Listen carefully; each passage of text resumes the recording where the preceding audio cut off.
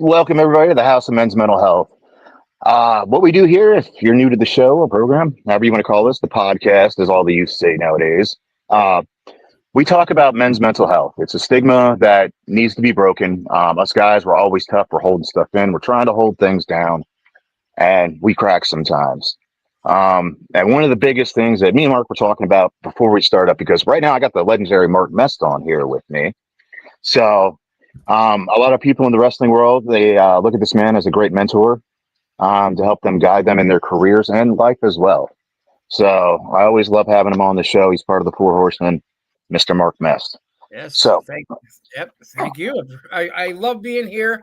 I love being able to talk to people, and you know, it's not that I want to change people's minds, but sometimes it's perspective on things because mental health is very serious for a lot of people, not just men, women too, even children exactly. who are brought up in broken homes, or they don't have parents at all, and they just have uh, they have the parent guidance people, and they don't have a father figure or a mother figure, and it can be very frustrating. So I'm if I can touch one person to help Mhm. them, then I've done my job. Exactly. Exactly. And that's what it's about. I mean, so many people, and this is where it goes weird, I think, in today's society. Before we knew it went silent with men. But nowadays, we have so many other different emotions and opinions because of social media, politics, and stuff like that. And everybody has their strong convictions about those things. I think we need to have a strong conviction about mental health in general for everybody. If we put as much time and effort in as we do reading the news, seeing everything that's going on in this world, you either hate Trump, you like him, you're Democrat, you're Republican, you're against Israel, you're with Israel, whatever's going on, there's so much stuff that needs to stop. And I think if we stop those hardcore opinions that we're willing to fight for the death, because I think that's kind of direction I almost feel like we're wanting to be pushed in a little unrest itself. So I think we all need to reel it back a little bit and start realizing the other perspective. Am I correct by saying that, Mark? I mean, yes. I mean, here's the thing that I look at it. Okay, whether you're on one side or the other, everybody has an opinion, and everybody should respect that opinion. The trouble is when we have an opinion and somebody doesn't like it, right away you get labeled something, which in all aspects is wrong, because I mean, just because you have an opinion and it's different from somebody else's, why should they be labeled a certain thing because of it? You know, you were saying about put everybody putting so much time into like you said, politics or whatever else. If we would stop and instead of spending time on this so much, because how many people do this all day long? Yep. know, Yep. they're worried about what's going on. Everybody's so into like, I need this to function. So I have to see what's going on. I got to go to TikTok. I got to go to Snapchat. I got to go to Facebook, Instagram. If you Yep. would put that much effort into getting your mind to broaden your horizons on mental health, on how to help fix yourself, because we all Hmm. have issues. We all have things we have to work on. And if you think you're perfect, well, sorry, I break the news to you, but you're not. None of us are. And that's not a Exactly. bad thing. It's just that it's one of the things that we have to open up to go, hey, I'm broken to an extent. I need to Yep. fix myself. How do I do that? If that means I have to disengage from this for a while, Hmm. a lot of people say go out and touch grass, get outside, get some vitamin D, as a farmer for all my life up until the past couple of years, I was outside a lot and I Yeah. touched grass. I did a lot of things. I'm not saying my mental health is perfect, because it's not, but it has helped me to be able to sit and reflect. You listen to the birds, it's the sun, you see, little, grasshoppers jumping, or you see a praying mantis, or you see things in nature, and you're going, wow, there's so much here, but I'm blinded by, this right here, because this Yeah. is part of it. And this is what inflames your opinions on things, because you're so focused. A hundred And percent. I think we need to just back that off and just realize, like, I respect you. You should respect me. Opinion, whatever my Hmm. belief is, and whatever your belief is, I respect it. Whether Hmm. I, and you know what, no matter what, I shouldn't have to call you a name. I shouldn't have to degrade you, and vice versa, because of your belief. You know, Exactly. I think that's, Exactly. and then that's why things are happening, because people get pushed into a corner to the extent where they're like, my God, like, everybody's coming at me, Hmm. so, and then what happens? Your mental health starts to go out of whack. You start thinking crazier, but because now, again, this, because you see it all the time, is causing so many issues. And I think we need to calm down. We need to kind of reset things and just say, hey, take a breath. Hmm. Okay, let's focus on this. So, you know, our mental health can get better and we can figure out together what's wrong. Definitely. Here's the point I'm going to bring up, and let me know your thoughts. I feel sometimes with social media, everybody's always going to other people's pages and seeing what's going on in their lives.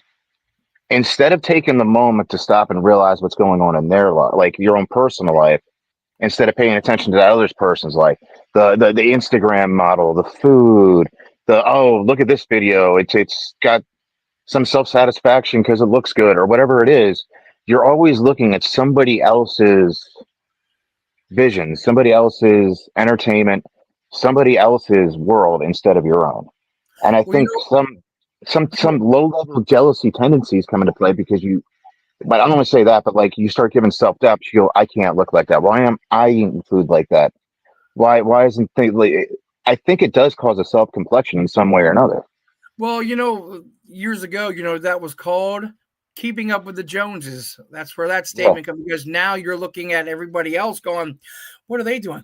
Oh, they're doing this. Oh, they're doing that. Oh, and if you liked it, you're like, well, I want to do that too. Now, if you didn't yeah, like it, you're like, oh my God, like I can't believe they would do that. Like, oh, like yes, who are those people to do that? But if you liked it, you wanted to be like them. So to do that, yeah, keeping up with the Joneses. What's my neighbor doing? What's the guy down the street doing? Now it's on social media.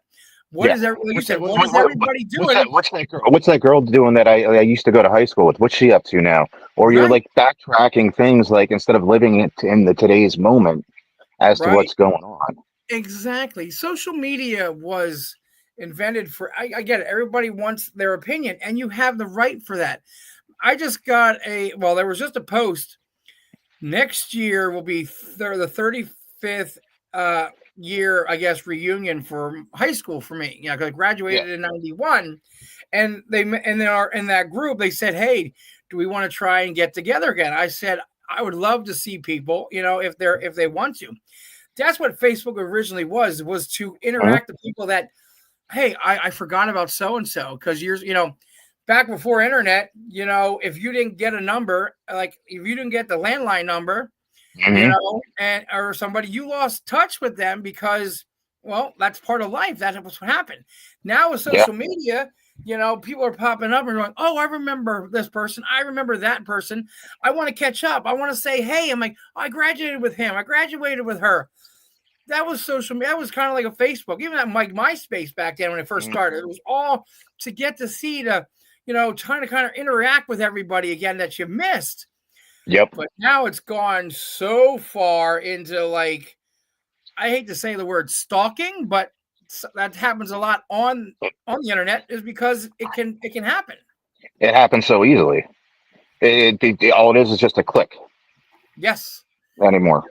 Yep. And then we go back to the mentality on how you're feeling and how you're doing.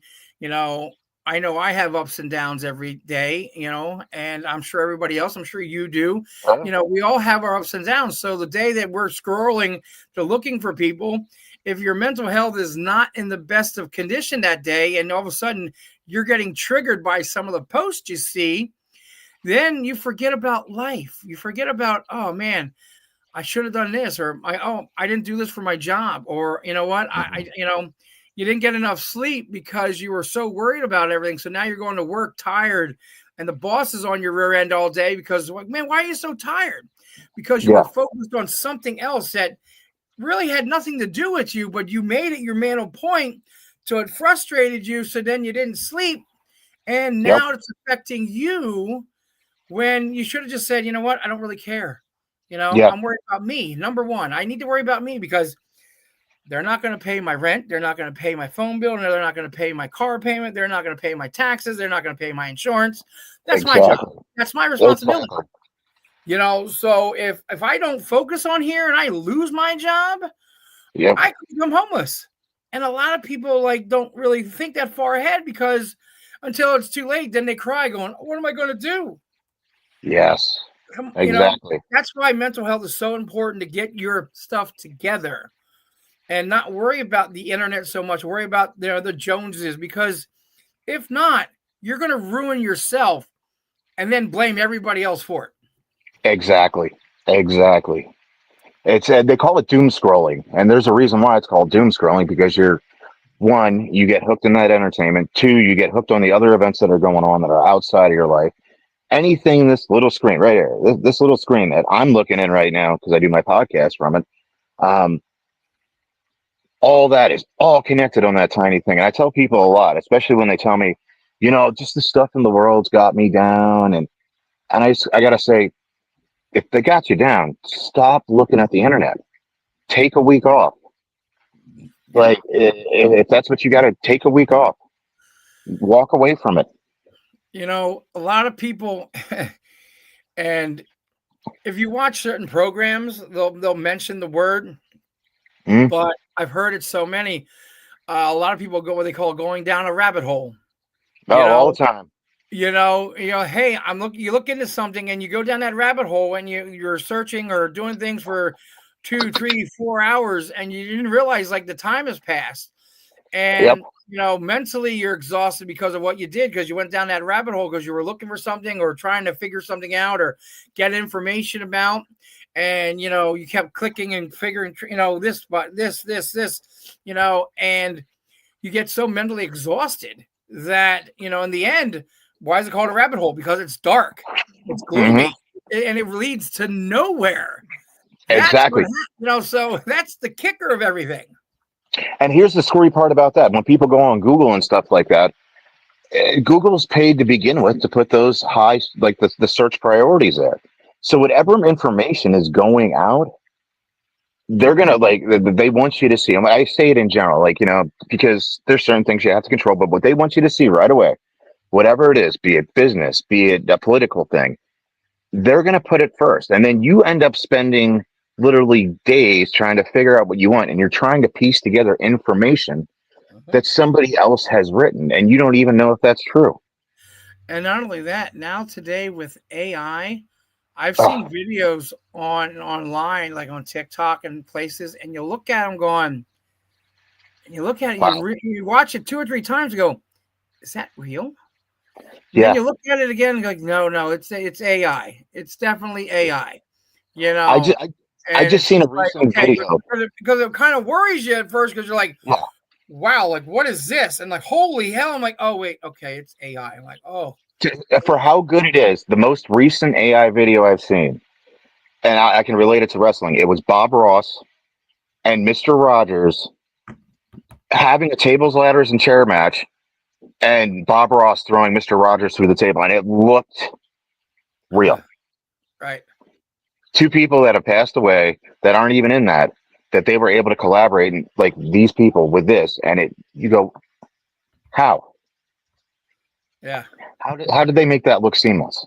Right. I know. Well, AI is such a scary thing anymore. Hmm. It's so scary, and I'm going to take some of my own advice, but here I got, I just got a text from somebody, so they reached out, so I'm just kind of, giving a talk here just to say, hey, but Hmm. this is what I try and do. You know, Sometimes people get a hold, and I'm not saying that I'm better than anybody, or I'm not. I mean, No. I'm kind of glad that if somebody's having a problem or something, that they can come to me, or they just want to talk. I mean, just because something's Yeah. up. And I'm glad if I can help. Like I said before, if I can help one person Yep. to help them get through something, I've done my job. And One that's the hundred percent. and it's just it's one of them things where you just kind of like Yeah, it's the world we live in is so Mhm. scary because everything you see on the news all the time, you don't know what to believe, and people, are scared or they're really worried about things. So having that friend to be like, "Hey, man, how's everything? How you Just been? yeah, Hey, just checking I'm on you. a little worried. I'm a little this. I'm a little that." You know, it's comforting to be like, "Hey, let's talk. You okay? What's going on?" Yeah, And then you can and like, hey, then maybe you don't get in complete depth of what's going on, but at least it's like, hey, man, I'm glad I talked to you. yeah. I feel better It, now. I it, had to get some things off my chest that was really bothering me. And I was like, you know what? Thank God, because I feel better. You know, I call it the give a shit moment, because when you're able to do that for somebody, it shows them that you gave a shit, and that it's okay not to fight it alone, or just even just to say, hey, this is what's going on. Me, just need to talk to somebody or vent. Even if it's sometimes for me, even if it's like a few short sentences, like, hey, I'm just feeling down today.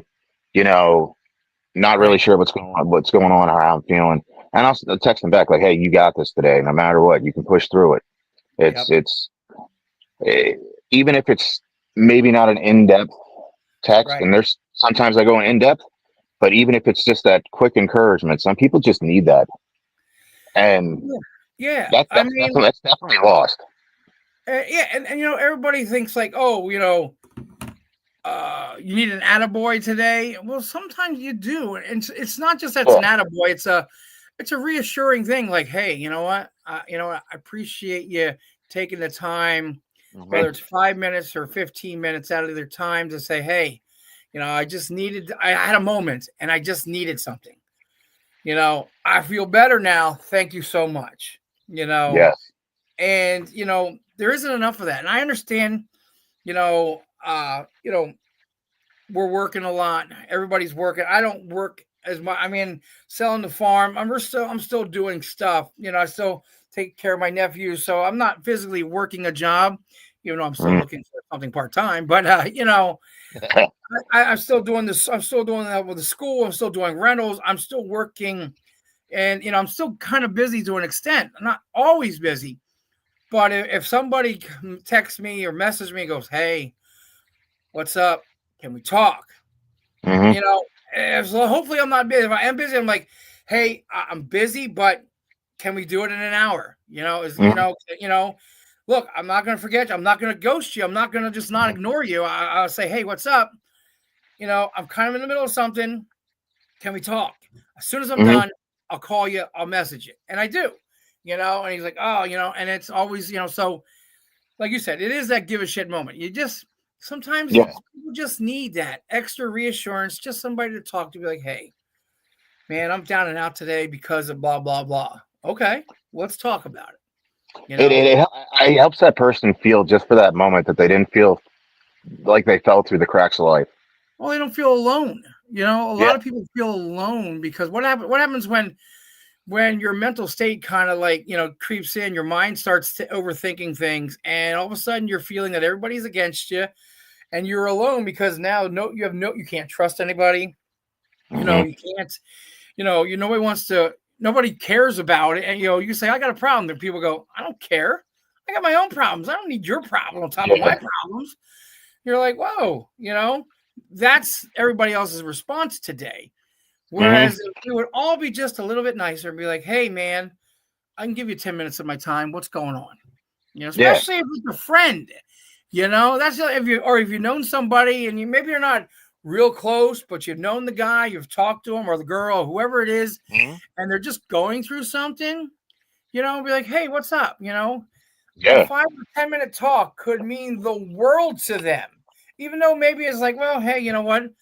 Hey, it was nice talking to you. Maybe we can talk again in the near future. And you may not talk Most to them for another couple months. most But definitely, man. that was the world to them because of like, wow, you took the time out when you didn't have to. You didn't have to be that, maybe. And then who knows? The other thing we don't know is how many other people did they reach out to? Hmm. And either A, couldn't answer because maybe they were working. Not everybody can go to their phone and, right, so maybe they're working, maybe there's something was happened, maybe they're sleeping because they work a different shift. There's a lot of explanations. But if they're a good friend and you know that they're available, and they got a hold of them, tried to call them or text them, and they didn't answer. Mhm. Then you start feeling like, are they really a true friend, because you need to talk to them, and then or the shoes on the other foot, when they need something, they're always getting a hold of you. you Yes. know Yes. so it's still got to be a two-way street. It can't be a one-way. Most definitely. All right. So I'm going to tell you, I don't think I told you this story before. I know I mentioned it at least once or twice a couple of years ago about the story of Andy when I was bartending. Uh, kind of give you a brief description. He kind of looked like if you know what the Ollie's guy looks like, Yeah, kind of. the, he kind of had that similar look to him. Okay. Um, this is Christmas Eve, probably, I believe it was 2002. Um, and, bar's busy and stuff like that. He sits down and orders a Yingling lager, takes about 6 sips out of this over about an hour and a half period. Uh-huh. I'm noticing there's kind of a vibe he's having that's just not right. Um, and he's staring at his glass. And finally, I come down to him, and as a bartender, I'm very blunt and open with people. Um, because if you beat it around the bush, you just deal with shenanigans with that when you're behind a bar. Right. So I said, look, man, I'm gonna be very open and honest with you right now. I got to ask you a question. You look like you're about ready to harm yourself. And he said, honestly, son, I'm thinking about taking my life right now. And I took the beer from him. Stopped what I like. There was a bunch of people down at the bar. I said, tell me what's going on. He says, I lost my wife today to cancer. And I said, all right, this is what I want you to do, man. I don't want you to harm yourself in any way tonight whatsoever. Just hang out with me, and we'll just hang out with me tonight. So I closed the bar down. I sat there with him till 7 a.m. Christmas Day. He wasn't drinking anything at all. And I just let him vent out his whole life with him and his wife. And by the end of it, he gave me a great big hug and he said, I want to thank you so much because I was going to end it all the night to be with her. Wow. And I said, honest to God, man, I can't say it was an absolute pleasure, but I'm glad I could be maybe an angel in your life today. And ever since then, for the next 8 years until he passed away, any place I went to, he would stop in just to have one beer, just to catch up with me. Wow. Um, and he still thanked me up until the day he passed.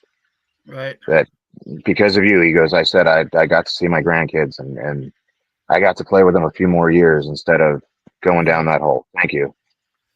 Wow. So that's part of the reason why I do this, man. Because alcohol numbs the pain for a lot of people with depression. Um, and you see the good, bad, and the ugly behind the bar. Everybody goes, oh yeah, it's a great time. You're always trying to keep the party going, but you're not talking to the wife who just got divorced after 30 years, or the 75-year-old gentleman that used to be a regular for 30 plus years at the bar you worked at, and now his life's slowly coming to an end, and all those friendships that you make along the way with it, and they tell you their life stories and their hardships, or the guy that lost his job that he's been there for 20 plus years. Yeah. I've been through more conversations like that behind a bar than I've had the Fridays or Saturdays. Oh, wow. I've grown to know people because of that, their backstories and their life stories, and their trials and tribulations. And a lot of people numbed it with alcohol. Right. Well, You know, alcohol was always something that would, make you relax, make you forget about things. I can't even say relax. I know for me personally, and I had to quit drinking. When my demons would catch up to me, it was the fact that I didn't feel them inside. The demons were still there to let loose. The problem is I didn't feel them eating away at me inside. So it definitely numbs it, but the next day is more of a shit show after all of it. Right. And every time I serve those people, like, I feel bad the next day because I know it's going to be rough on them. Yeah. I know those realities are going to hit them even tenfold. And a lot of times, like I would get my customers' phone numbers and I just send them a text. How are you doing today? Did you make it through this? Is everything all right? You know, Yeah. just just to randomly check up on them. But yeah, like I said, man, I've seen There's I've nothing seen wrong with some. that. It's good to No, check up. I mean, if you have an opportunity, like I said, it's not a one-way street. It should always be a two-way street. exactly. It takes 5 or 10 seconds to send a text message. This day and age, it's so easy to just to make it send a message. Where, it's 30 years ago, it was like, you hope that you had the guy's number and try to call him, and hopefully he was by the phone. If not, you leave a message and hope he'd call Yeah, back later. You know, yeah. And I it's use so easy. two words these days if I text to keep it simple. You good? Question mark. Yeah. And that's how I start off. You good? Hmm. And if they open up, then we talk. Right. Exactly. But all it took was just two words. Yep. You good? Yeah. And Exactly. it might be that 60 seconds out of the day where they go that shit. Somebody noticed my pain. Yeah, I'm doing okay. I was just having a moment or something. Or shit, this is what's going on, and you Yeah. might get another conversation out of it. But it's showing that human compassion, regardless if it's whoever it is. And I know we that's talk about mental health for men, but everybody, everybody. the world is not compassionate enough. And here's the thing: is all that goes hand in hand if you think about it. You know, if people were more compassionate to each other, passing on the street, hey, how you doing? If somebody's in trouble. Instead of the cell phone out Yes. or saying the stupid lines, you can't park there while somebody's car's on fire because they got in a car accident.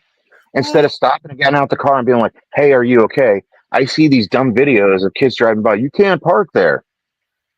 Like, and here's the other thing. And it's sad because of how we become as a society. If there's a car broke down alongside the highway, nine mm, chances out of 10, nobody's stopping no, because they're afraid that, is he or she really broke down? Is it somebody that's trying to, is it somebody that's maybe dangerous or has a gun or a knife or something? And, you're just being trying the good Samaritan, you mm, know, and, people are afraid to do that. That's why people drive by like, oh, hopefully everything's okay, because I'm not stopping because mm, one, I'm too busy. I got to get to where I'm going because I'm late, or I'm not going to bother because I don't know what kind of person that could be. So I'm not taking that chance. yeah, That's the society we've come to. yep, So when your fellow man or fellow woman is down, you're like, I don't want to get involved. I don't want. Maybe I'll get sued out of this because I do something wrong. yeah, So I can't afford that. I can't afford a lawyer. I'm living paycheck to paycheck. So mentally, I can't get involved in that because that could just throw me over the edge. You know, and where I'm the exact opposite of it. I see something like that going on. I can tell you the most recent incident was something as simple as a guy broke down up here. He was over by Ricketts Glen State Park area, and we seen numerous cars drive past, and he was trying to flag people down. We get about a half mile down the road. I said to my wife, "Fuck it, let's go back and help him." Turn back around, more cars are passing him, and he's an African American gentleman. I live up in the boonies up here, and one of the most I felt bad because he said this to me. He said, "Am I okay up here?" wow. And I said, "What do you mean?" He goes, "Well, because of my skin color." And I said, "Sir, with me right here, you are perfectly fine. You have nothing to worry about. From what I know up here, it seems pretty good. Yeah. You'd be okay." And then we followed him all the way down to outside of Berwick area till he could get someplace. But he was having a problem with his alternator. Right. He broke down like three times along the way, and he was right outside of Norristown area. But just taking that moment to make sure he got to where he had to go Yeah. really helped him out. And he texted me, I'd say about 3 weeks ago, and this happened about 4 months ago, just Right. to say thank you. Yeah. Gave my number. I said, wherever you're at, if you break down X amount of miles, please let me know, man.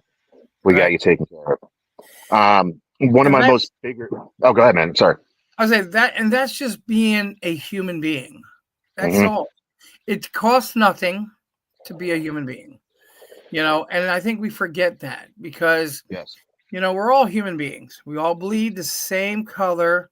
No, it doesn't matter color of skin, religion. It doesn't matter because at the end of the day, we're all gonna wind up passing away, and that's how life is. And Yeah. so just being compassionate and being a human being goes so much further in this world. And it's Yes, it just does. a lot of people don't, maybe a lot of people don't think, they think I'm wrong, and you Mhm. have your opinion to it, but like for me, and I know you wanted to finish what you were saying, but like I just talked to a guy that I haven't seen in 15, 20 years from the wrestling business. He Yeah. used to go by the name Steve the Teacher. Okay. He went to China. He's been living over in China with his wife. He's now in somewhere in Asia, and he was doing a live on TikTok. And I was like, oh my god, like I haven't seen him or talked to him forever. I hopped on those lives, was like, hey, and he's like, oh my god, and he was like everybody in the room. He was like, this guy here. He was the nicest guy. He helped people out, and he just started putting me over, so to speak, as a wrestling term, to these people in the room. Like, he was always nice, helping out. He did this, he did. He's such a good guy. This and that, and then I'm like, you don't have to do that. He goes, no. He goes, we've been on how many shows and this and that, and Mhm. you've helped me, and you've helped so many others. It's like, I want to give you that credit, where credit is due. And it's been at least 15. It might be closer to 20 years since I've talked to him, Yeah. and it just felt good for me. I'm going, wow, like all that time was gone, and he still was telling guys, and I don't know, and I'm sure nobody knows me in the chat, but Mhm. because he's over in Asia, and I don't know, and he's got clients because now he does personal training and stuff, and I don't know any of them guys, but he was so nice. And, we talked, he says, hit me up sometime. We'll talk, So I said, yeah, we got to do that, and it's just like that happened 15, 20 years since I last talked to him. And for him to just say the nice things to me, I was overwhelmed. I'm like, wow, like he didn't have to. He just could have No. said, hey, what's up, man? It's been a long time. And that's it. But he Yeah. just kept putting me over, and I'm like, no, this guy here, when in our business, he goes, when nobody likes nobody, he says everybody likes this guy. He's such a nice guy. This and that. Mhm. I'm just, dude, I'm like, okay, I appreciate it, but like, wow, like, thank you, but it's not needed because I try to stay as humble as I possibly can because I don't, we're all, like I said, we're all human. We all should Yes. be compassionate. We all should be able to love thy thought, thy neighbor, be able to go to our neighbor and say, hey man, how's everything? You're okay? You good? All right, sweet. Yes. And go on with our lives, And you sometimes know? all it takes is the old simple head nod. Yeah, like, hey man, what's up? Yeah. But Um, it's easy to do, but a lot of people don't know how. That's the problem. so the other story I wanted to tell you, this one's a little more, uh, how can I put it? How can I seen humanity in the moment this happened because me and my wife did this without thinking. So coming down 61, Route 61, do you know where that little car dealership is by the bridge? I guess heading back towards Centerport. Uh yes, okay. Okay, so right there, this gentleman, I found out his name weeks later. His name was Juan. He was coming down 61, but he was speeding at hellacious speed. Must have been going like 90 plus. Hits an older lady. Oh, Now, you know the traffic on 61, right? How backed up that can get. oh, it's terrible. Yeah. Hit so Juan's car caught on fire. The whole light pole was popping and sparking because of how bad this was. Right. Juan had come to find out after the accident, he had about 95% of burns all over his body because of this. Oh, Me and my wife got out to help with the situation, get the old lady out of the car, make sure Juan's okay right. until EMS could get there. There was probably about 80 cars and not a single person, and excuse my language, got the fuck out of their car to help in any way that in that moment. It was only until, and I'm not no pat on the back or anything, but again, this is mindless because somebody else was in need to go help. And we're doing this, and then all of a sudden people are like, "Oh, do you need help? Like, go take care of this, go take care of that." But out of the blue, Right. we went about our lives after that, and About 5 to 6 weeks later, my buddy Todd, I used to work with him. He goes, "Hey, that guy that you helped out up on 61, he really wanted to tell you thank you so much for that. He didn't know how to get a hold of you or anything." And I said, "Well, how's he doing?" He said he made pretty much an 80% recovery and was doing very well. I was like, "Oh my God, man, that is so fantastic to hear." Yeah. Just knowing that simple act. I don't know if I saved his life. I don't know if I didn't save his life. But that simple act right there put it on a path where it wasn't detrimental. Right. But nobody else got out of their car, and that was the sad, sickening part about it. Yeah. Well, and because, like I said, it's And either let's look at the A, negative of that, but there was a positive, huge positive that came out of that. right, right. And because one, we're all, life, people, they're in the fast lane of life. They Mhm. can't slow down. So they're always running behind. They're busy, or they just like, look, I don't want to get involved because of, I've heard too many other horror stories of when somebody gets involved and somebody gets hurt that they could go after them, and Mhm. it's sad because we shouldn't have to live in a society where we're afraid to help somebody when somebody is in need because you're afraid, man, if like what happens, if I need to help something and I do something detrimental to them or maybe the Mhm. vehicle or whatever, and now they're going to blame me for it, and Yeah. that's in the back of a lot of people's minds because of it, because maybe they want to help, but then they're like, I don't know if we should get involved, and I get Wow. it, but that's the society we have become. Yes, It's not without a doubt. just, we just didn't get there one day. I mean, and you're talking about stories. It reminds me of a story wrestling. We were on a 10-day road trip. Hmm. Um, and we were all in like the New England area. We were like in New York. Uh, we were in Massachusetts, Connecticut, Maine, Vermont, and two of like the guys that I really got really close with was Demolition Axe and Cousin Luke, and they would ride together. And we had the same schedule. A lot of the guys that were on the almost all the shows. We were doing like, I think it was like 6 or 7 shows in a 10-day period. Hmm. So we were going from hotel to hotel, of course. And we're doing fairs. So afternoon show, evening show. But anyway, we're like in New York, and we're heading to like, I either want to say it was Maine or because we had a day off to travel. I think it was Maine or Vermont. It was one of the two that we were going. Hmm. And we had the ring truck, and we're driving, and we see a car like it broke down.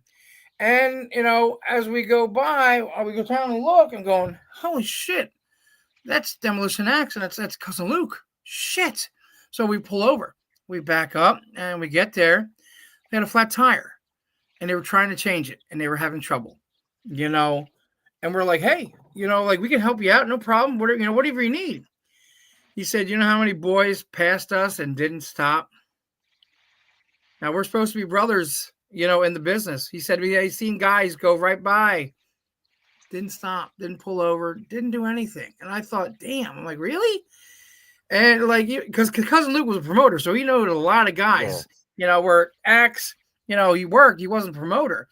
And he's like, yeah, he goes, I seen a bunch of boys go by. He goes, you were the only guys to stop. He says, everybody else left. I seen them go. And I'm thinking, to me, I'm thinking like, wow, And that's like, supposed to be family right there. and I'm just thinking like, I'm like, we're a brotherhood. You Hmm. see somebody broke down, like I'm thinking like we're the ring crew, so we have the ring for every show. So if we don't make it, there's no show. Now, granted, Yeah. like I said, it was a day off and we were traveling, but we were on the road maybe 2 hours, give or take, and then we saw them, and we're just like driving. We see this car broke alongside the road, and we look two guys like, hey, that looked like Axe and Cousin Luke. So we pulled over and like it was. We changed the tire and whatnot all for him. And I said, hey, we're going to go back on the road, and, ever since then, I mean, we were close. We were good friends because, cousin Luke, we did the rings for him. And with Axe, I got to be on a bunch of shows with him and stuff. But from there, it was always like, man, like the trust for us was even higher. And I was honored because I love Demolition as a team growing up, watching them. Yeah. Cousin Luke, I just, the hillbilly. I started out as a hillbilly gimmick, And for to help them out, to see their sigh of relief, made me feel good. Again, like I said, not a pat on the back, say I don't need it because I don't. No, But it just to help it makes you somebody feel. It makes you feel good here. yes, to be able to go, you know what? They were needed a ton, they needed help, and I was there to help them. Thank God I was Yeah. there. Because what happens if they couldn't have got it done? I mean, I'm thinking AAA was around then, maybe. I don't know. You got to realize this is in the 90s, like late Hmm. 90s, maybe, give or take. So I mean, there probably was, but I don't know if they had it. So but it was one of them deals where it was like, I'm kind of glad we were there to help.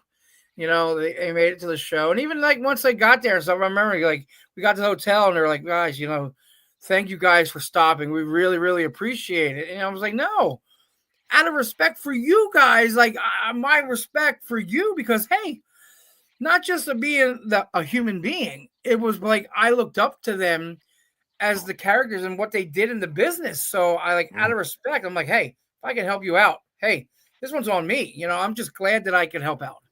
Yeah. All right. So speaking of the business, we always got to add a little bit of wrestling to it. Who were some of your favorite legends and Hall of Famers to work with? Because I know you probably worked with a few over the years. I did. The I tell you, this kind of goes along what we're saying. So like to paint the picture, when I was young in my career, I got to work Bam Bam Bigelow. And Hmm. but the show was long. We were main event, so we didn't do a lot. But I was excited. Bam Bam was really cool. It was great. Um, and I got to wrestle a couple other people. But really, what really got me was back in 2000.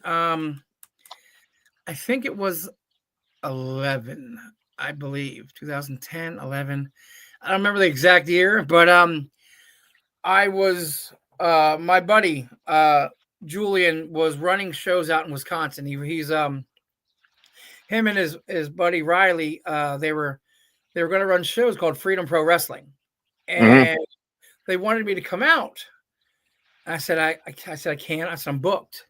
I said here. This was like for April. It was April or so, like early April. Hmm. And I said, this is like January. I said, hey, I said, I'm booked. I can't. I'm sorry. I'd love to. And I just kind of, he goes, no problem. He goes, hey, no, I get it. Guys, I'm being in business is first come, first serve. That's, since Yeah. I got this booking, I got to honor it. At that time, I knew nothing about that. Well, anyway, about a month goes by. Now we're at the end of February, beginning of March. And I go, and the show got canceled for whatever reason. I can't quite remember. So I text Julie and go, hey, man, just throwing it out there. You probably booked, but I'm like, hey, that show canceled. If you need me, I'd still love to come out. He's like, absolutely. And I was like, okay. And this is the time where I really didn't like wrestling anymore. I shouldn't, I was down. So much drama locally with companies Hmm. and politics and wrestling. Shocker, right? And I was just kind of like, what am I doing? Like, why do I mean, yeah, I have the school, okay, Hmm.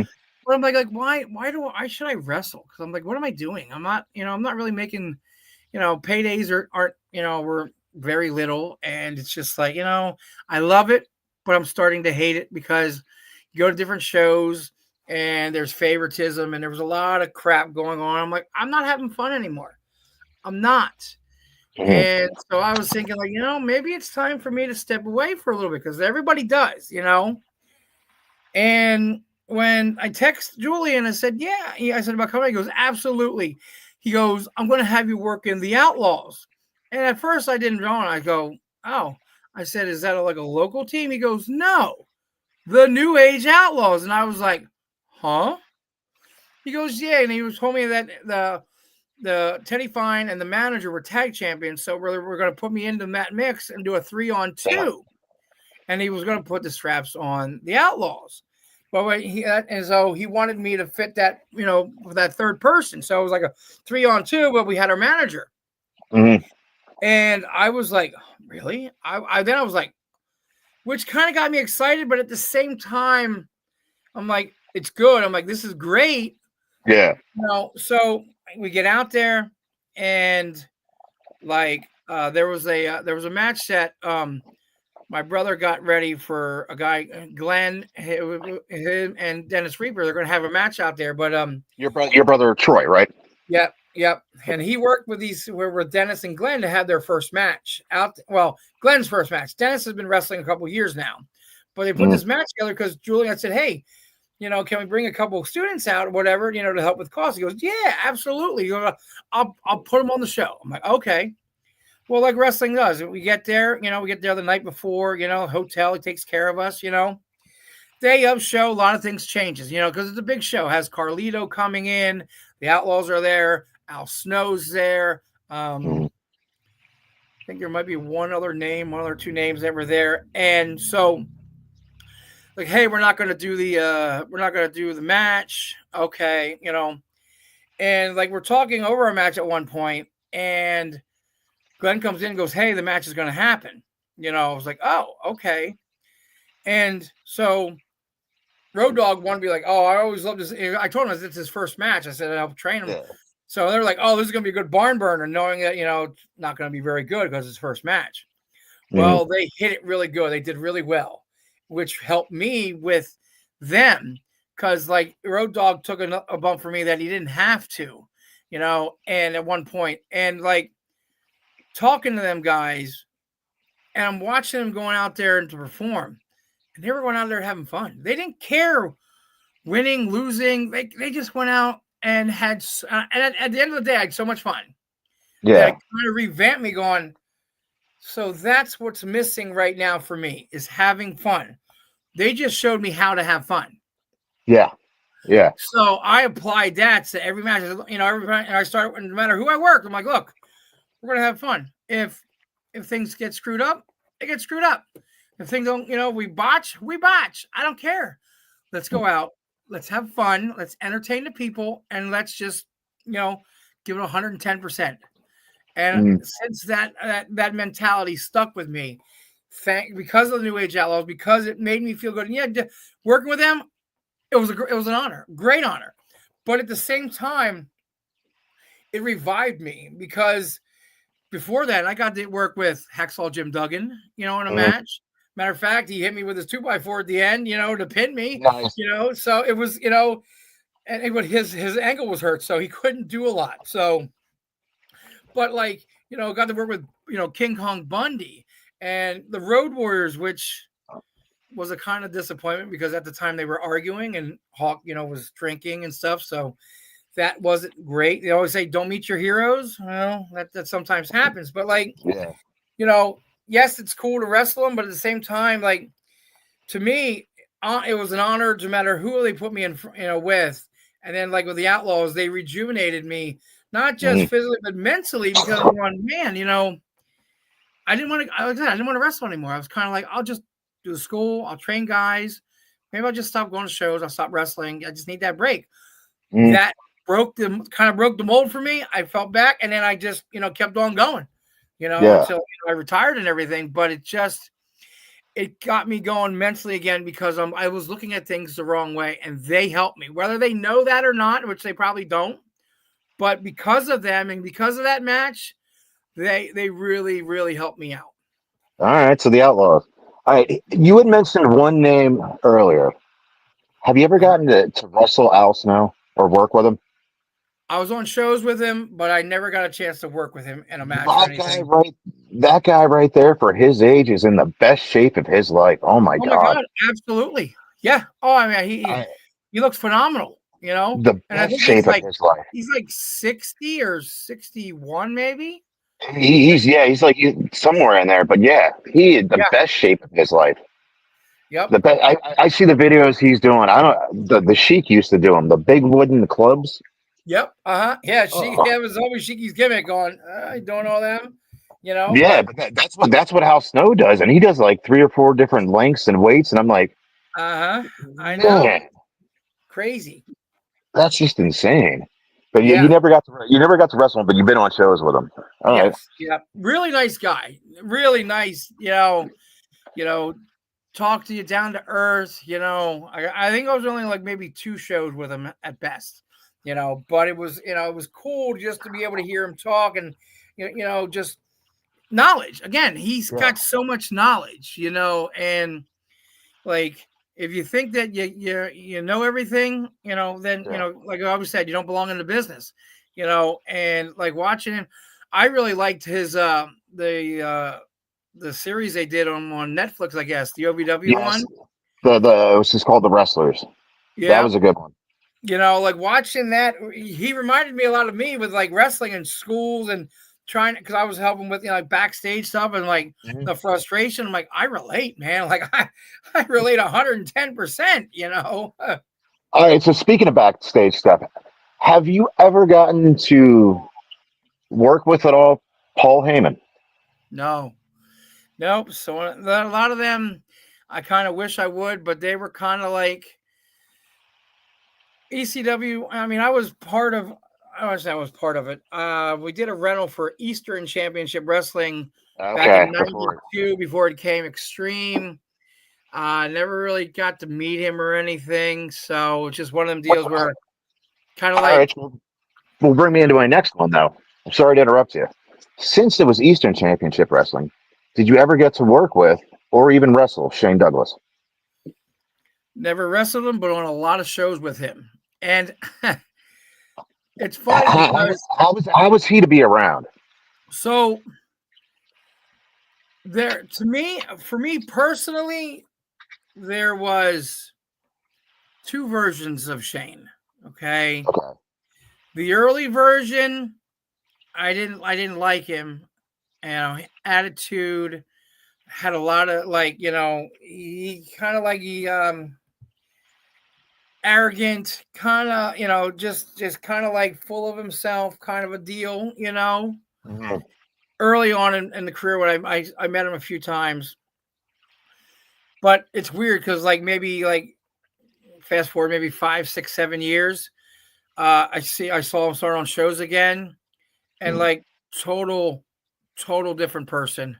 So nice, talk to, and I don't know why or what. Maybe it's just me. I caught him in a lot of bad shows, but like Mhm. for him, so down to earth. We were back in the room. We're backstage. We're talking.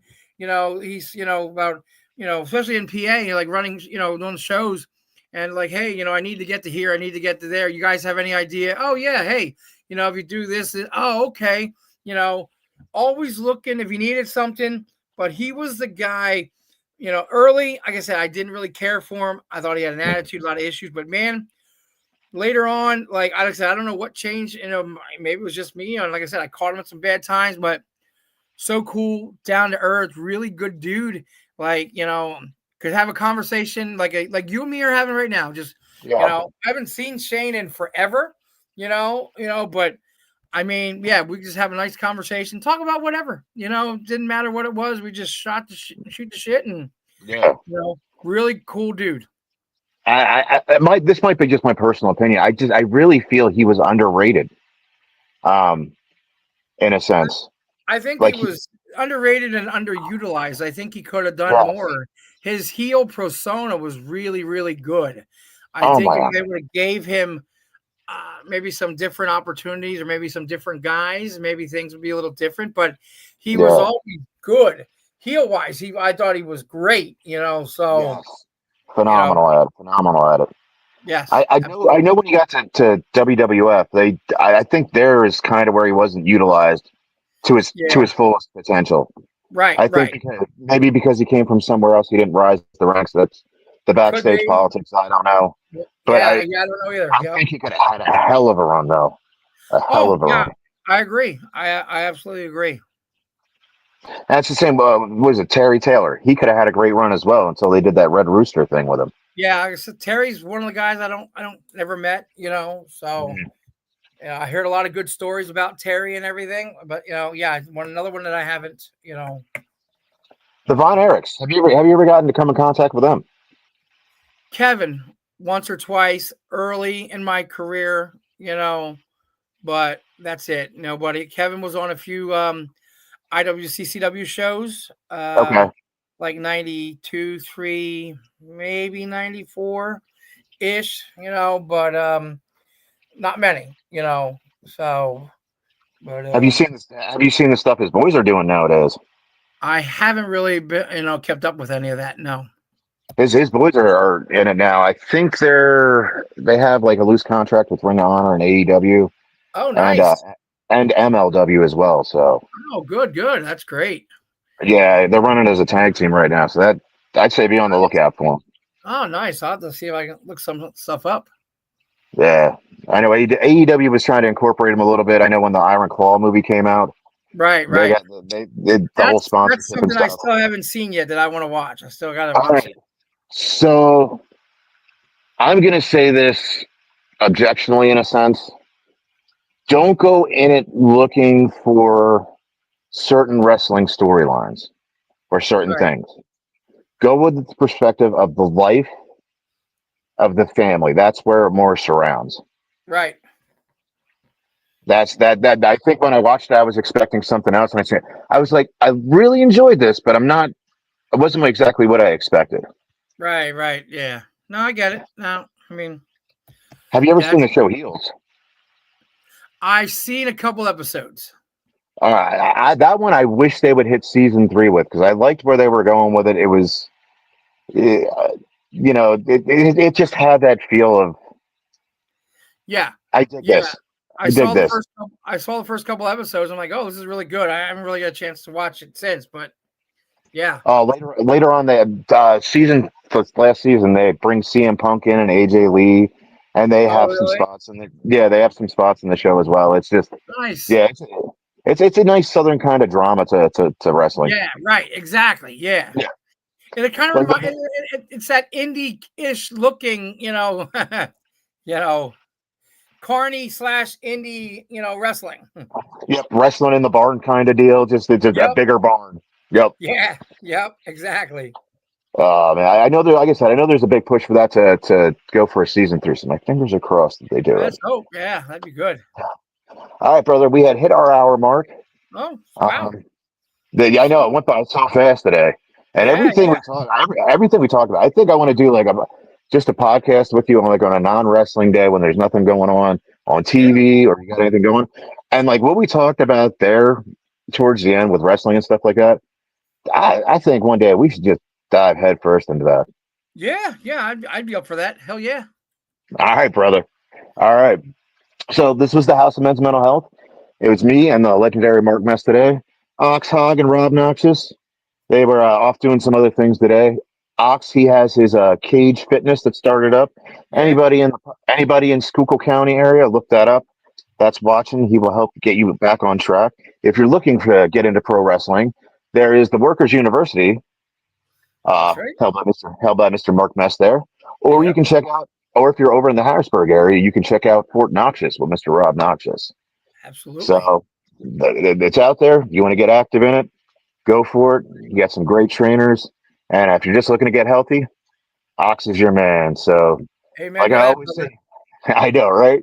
Like I always say here on the House of Men's Mental Health, stay thirsty for life. Until next time, cheers. See you.